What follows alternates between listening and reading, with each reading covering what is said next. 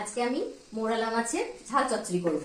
এই যে আলু বেগুন এইগুলো সব কাঁচা দিয়েই আজ চচ্চড়ি করব। প্রথমে আমি আলুটা দিয়ে দিচ্ছি, এখনো কড়াই সবকিছু দিয়ে দেবো, দিয়ে মাখিয়ে এরপর বেগুন দিলাম, লঙ্কা কুচি আর পেঁয়াজ কুচি, আর এই যে মোরালা মাছটা দিয়ে দিচ্ছি, কাঁচা মাছ কিন্তু কাঁচা তেল ঝাল এটা করবো আমি সবকিছু সবজি দিয়ে।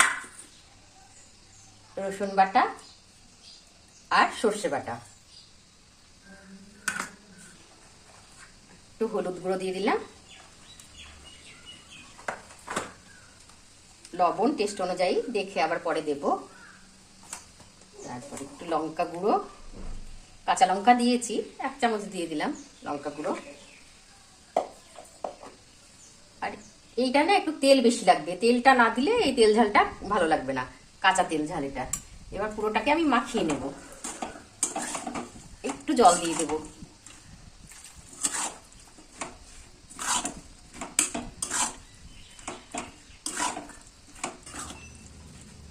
এবার সব কাঁচা সবজি মাছ দিয়ে মাখিয়ে মশলা দিয়ে এবার ঢাকা দিয়ে আমি এবার গ্যাসটা অন করে দিচ্ছি। এটা ঢাকা দিয়েই হবে কিন্তু।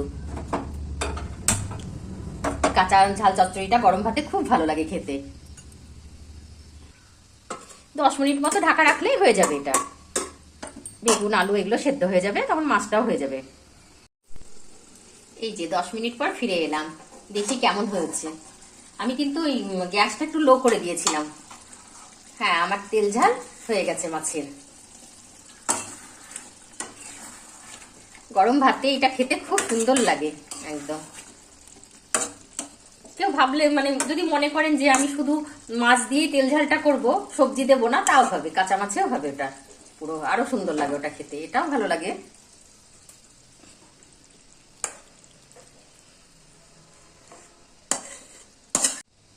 এই যে আমার মৌরালা মাছের তেল ঝাল বেগুন আলু দিয়ে যদি এই রেসিপিটা আপনাদের ভালো লেগে থাকে তাহলে লাইক করবেন, শেয়ার করবেন, কমেন্ট করবেন, আর অবশ্যই অবশ্যই চ্যানেলটিকে সাবস্ক্রাইব করবেন।